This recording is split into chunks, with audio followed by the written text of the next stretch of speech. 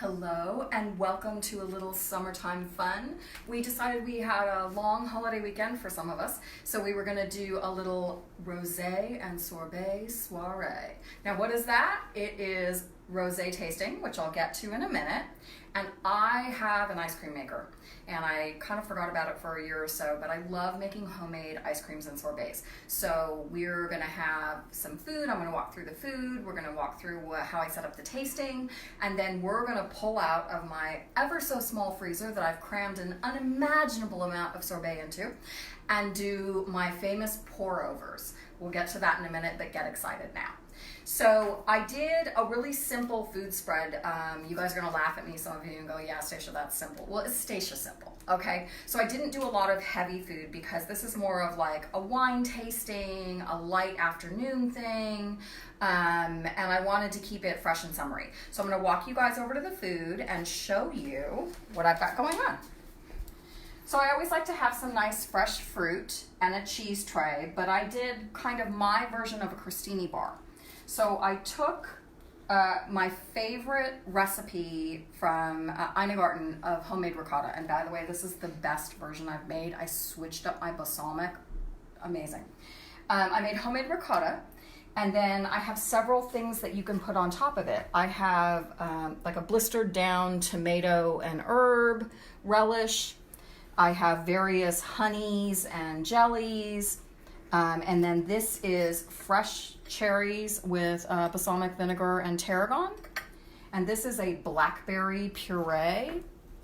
And then the fresh fruit, and I have some peaches wrapped in basil. So basically what you can do is you can take a little crostini and take a little bit of the ricotta and then pick your poison of what you want to put on it. I love these cherries on it. These are so good. And to really make the magic happen with these, I should have opened this. Okay, this is hot honey. So there's like a little bit of I'm gonna be bold and do it over the floor just in case.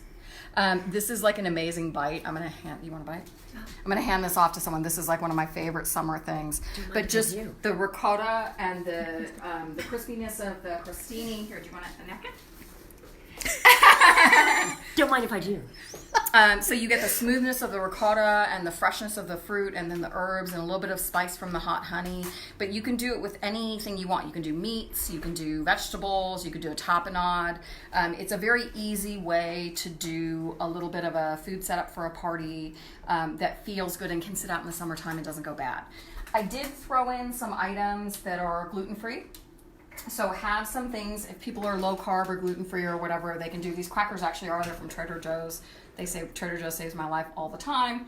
Little endive spears that also give a really crisp background to the richness of the ricotta. So even if you're not GF, the endive spears are a super fun way as an alternate to crackers or crostini. And that's what we have going for food. I do have some dessert, even though it sounds a little redundant to have dessert at a sorbet party because sorbet is dessert, except my kind of sorbet is more cocktails, so we'll get to that in a minute. So I made a cake because I kind of always make a cake, and it's just my regular white champagne cake with champagne buttercream, and I just garnished it with some candied rose and dried organic roses just to be rosé themed. And then these cookies were kind of reminiscent of ice cream cones. Again, I hit up Trader Joe's because I didn't have time to bake like a mad person today. And meringues, and I picked up some ice cream cones because just in case anyone wants to actually eat the sorbet out of a cone and like a kid and have fun, we can do that. Now for the tasting, I have 6 different kinds of rosé, and what I did is I just took these really simple gift bags that I got at the 99-cent store and numbered them 1 through 6. I have the other ones in the background. And I have the bottles chilling. And so I'm gonna pop a bottle into each bag, and then everybody can have a pen and this tasting notes where they can write down what they think of the different kinds of wine, what they like, what they don't like, and take it home with them and take it shopping when they want to go buy some rosé. I think it makes, one of the things I love about the wine tastings I go to is when I taste blind, meaning I don't know how much something is, or I don't know if it's supposed to be fancy or not, you tend to really give a true assessment of it with yourself, and you tend to get your best read of what you love and what you don't love without thinking of, oh, that's a $4 bottle of wine, or that's a $40 bottle of wine. So that's what I like about kind of masking the identities of our rosés today, is you can decide if you like it or not, and you don't have to care about any of the other elements of it until later if you decide you want to buy it. So I have an assortment of flat rosés, and I have a couple of sparkling rosés, which are actually my favorite. So after we leave you guys, we're gonna hit this hard. I've got like a lot of them under the table. So it's perfect weather for a rosé. It's beautiful outside, it's a little warm, but it's a perfect summer weekend. So let's get on to the cocktail happening. So I did a lavender lemonade that I just took store-bought lemonade, I know I didn't make my own, and did a lavender simple syrup and added it into it.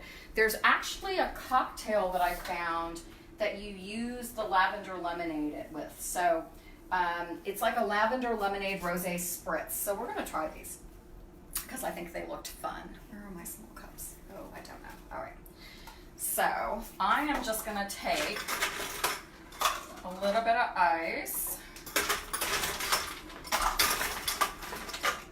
Now there's no alcohol in the lavender lemonade. I always like to offer a couple of options for guests that aren't going to be drinking for whatever reason, so they don't have to feel like they're relegated to the bread and water crowd. So I'm just going to fill it up about halfway with the lavender lemonade, or maybe a third of the way. I overfilled that one a little bit. I'm eyeballing this because it's like just a little punch almost, so you don't have to get crazy about measurements and mixing. This is something that you could set out and people could serve themselves. So we have a rosé. I have one open here.